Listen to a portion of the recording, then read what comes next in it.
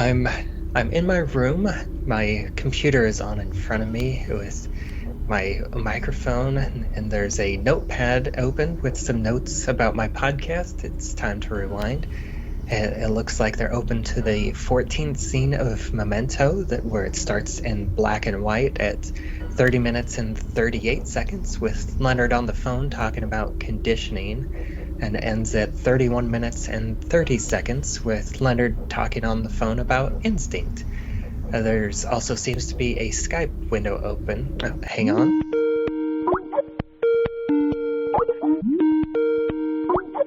Who is this?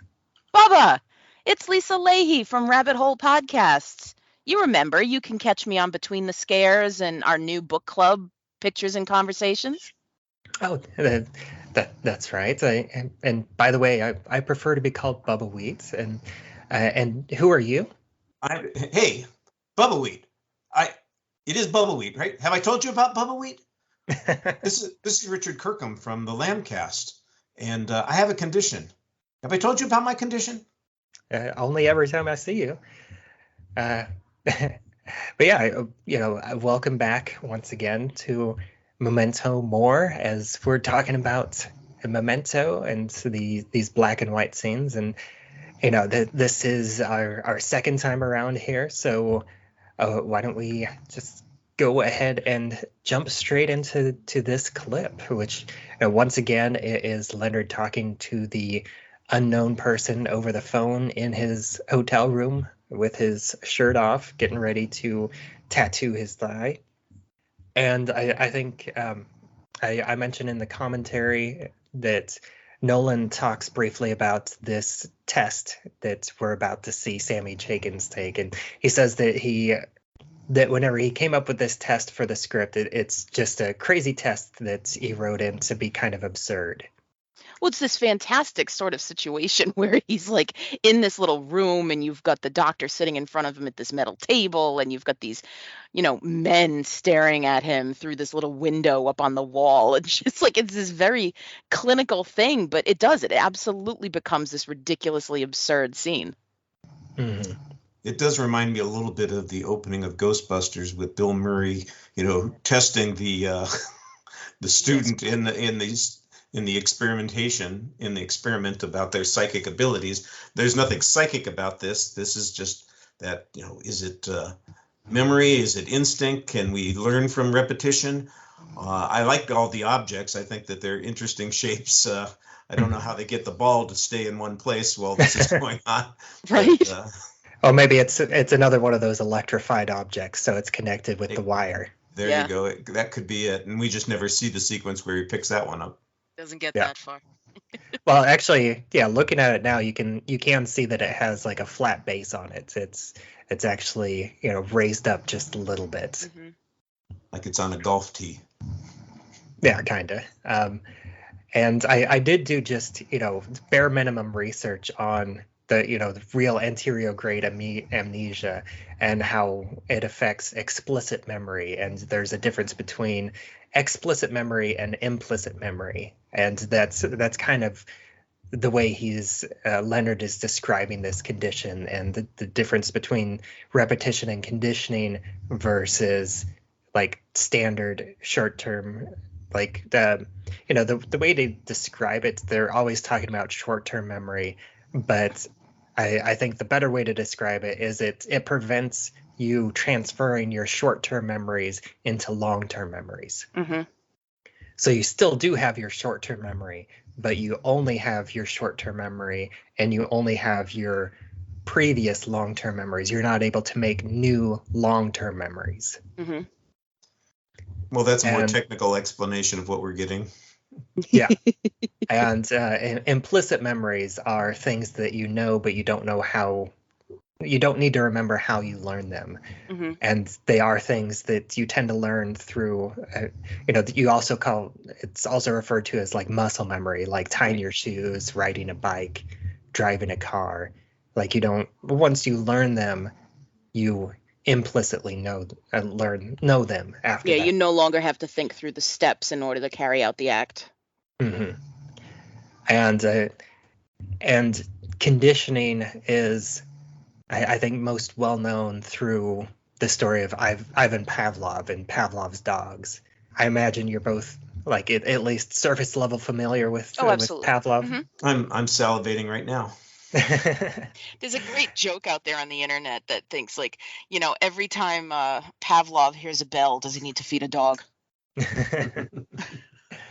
Yeah, and for anybody who doesn't know, he was a scientist that studied conditioning, and what he would do is he would ring a bell before giving food to a dog. And after doing this for a certain period of time, that whenever the dog would hear the bell, the dog would start salivating, in preparation for the food because they would anticipate the fact that they would be given food Mhm. after hearing the bell. And there's also, a similar test that's more specific to this test that we see Sammy Jenkins taking, which is it's basically called negative reinforcement. And this test is similar to what's referred to as a Skinner box. Do either of you know what the Skinner box test is? I don't remember. I know it's BF Skinner. I'm trying to remember what the box itself actually is. Yeah, it's basically, a test with rats, and it's a rat inside an electrified box. And there was two different types of tests. There was, escape learning and avoidance learning. And this would be basically like the negative reinforcement avoidance learning, because in that test, they would either shine a light or play a sound, and then 5 seconds later, they would electrify the cage. They would feel the electricity through their feet, and then it would be shut off if the rat pressed the lever. But also, if they press the lever after seeing the light before the shock turned on, then they would completely avoid getting shocked at all. Mm-hmm. I apparently don't have the intelligence of a rat because I've already forgotten how you've said that, what the order is there. Well, you need to go through it a few times, Richard, and then it'll stick. Yeah, you would hope. I make the same mistake routinely.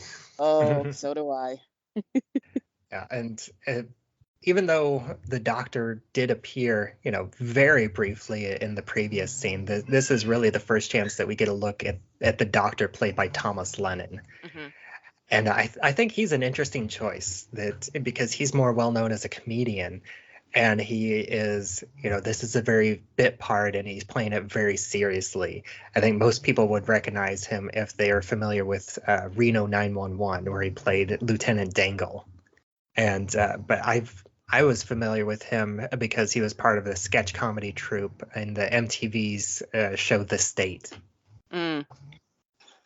Yeah, I watched Reno 911 a little bit, so I knew who he was, and I've seen him in other things, but I didn't even recognize him in this. It didn't even occur to me. He was also, for fans of Friends, he also had a brief role as Joey Tribbiana's identical hand twin. That one I love did remember. Yeah, he's more of a character actor for me because his style of comedy is not really my speed. So, he's somebody I had seen his face but couldn't necessarily give you his name. I don't remember. Was he the Oscar to Matthew Perry's Felix in the Odd Couple redo? Yes. Oh, okay. Yeah, he was also in that. And then, this is mostly just, the first round of this electrified object test. So there's not really, a ton of meat in this scene. That's kind of why I went off on these, additional information tangents here. I think there's a lot of interesting stuff regarding Tobolowsky again. Like we kick off with Leonard now even more into his rote recitation of this story because now he's pacing his motel room. But I think your two really significant moments are Sammy in the beginning before he starts the test and Sammy at the end of the test. And if you watch Tobolowsky's facial expressions again here, like he's insulted. Like the test is I have to lift any 3 objects, and he like makes the crack. He's like, "Where were you guys when I did my CPA?" And then he immediately apologizes, right? Like he's immediately like, "Yeah, sorry, like I don't mean to undercut your profession," but you can tell that he's very smug. He's very like, "Really, this is what you need me to do right now? I am far above this." And of course he fails. And then Yeah. he, Although I do love, after he picks up the first object, I love Tobolowsky's little ta-da. it's just And incredible. yeah, and then he also has this moment after he does that and sets it down, that he already has this moment of forgetfulness that, for a second he forgets that he's supposed to pick up a second and third object. Well, he gets to that second object because he does the electrified one, and then he starts, he gets angry, and you have that wonderful line where he calls him a fucking quack, and of course that's always a big hit with high school seniors.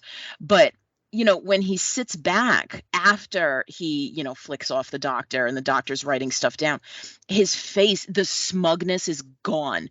He's in a panic, and you look at it and you can study these couple of seconds. Is he in a panic because he's in this scary situation? Is he in a panic because he's now been distracted and now he doesn't know where he is and what's going on? It's really interesting to watch the small moments here and think about what he's focusing on in that moment, both as the character and as the actor playing this character. And obviously for the audience and watching Leonard's story, it's not important what the follow-up is after here, because once he has gotten the electric shock, that's the reaction that we're looking at. But when you watch these scenes, there's never any follow-up. There's never the third object that he picks up. We never see that. Never gets that far, as far as we see. You're right. Yeah, because it's basically about this, habit and routine and repetition. And we can talk about it more in the next one, because that's where we actually get to the repetition, because in this one we just see the first test. But I do think it's interesting what we're shown in the next scene. But yeah, I do love just this, it's just like 20 seconds, like not even 20 seconds, but like just this 10-second clip of Stephen Tobolowsky just going through this range of emotions, and just with these, 2 lines, or really just after the 1 line change and flipping the bird, and just to see what he's going through. Well, it's all the facial expression. Once again, this is a great performance when it comes to the nonverbals and the close-ups. Like you said earlier on our previous episode, they start off immediately on close-ups with Sammy and his wife, in comparison to the other scenes where we meet other characters before.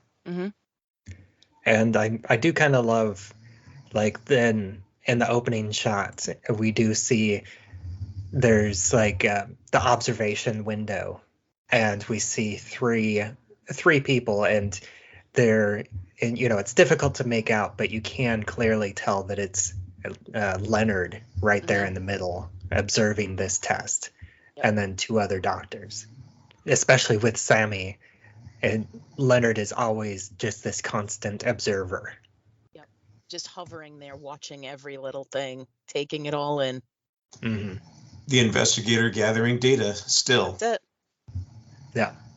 But yeah, this is a pretty straightforward scene. That's all the notes that I have. Do either of you have anything else that you want to say about this scene?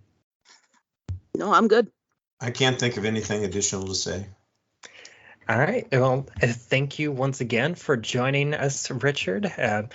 And, for anybody else that might be listening to this for the first time or didn't get a chance to catch it on your previous episode, why don't you go ahead and take a moment once again to let everybody know where else they can find you online. Whoa, where was I? Oh, wait, I know. I was on the Lambcast. That's where I was. Lambcast is the official podcast of the Large Association of Movie Blogs, and I'm there every week. And I have a personal site, Kirkham, a movie a day, easy to find. Yeah. And thank you, as always, Lisa, for joining me on this as my co-host through these black and white scenes. Always a delight to be here. And as always, I am Bubbawheat, and you can find me on Twitter where I'm at Bubbawheat. And you can find this show, It's Time to Rewind, on Anchor.fm, as well as anywhere else that you listen to podcasts. We also have a Facebook group, It's Time to Rewind, a time loop group, and you can join that to discuss episodes as they come out or have any sorts of discussions about time loop movies, episodes, stories in general. Everything is welcome there. And until next time, I assume I've already told you about Memento? Oh, only every time I see you. Hey, where were you guys when I did my CPA? Sorry. Ta-da.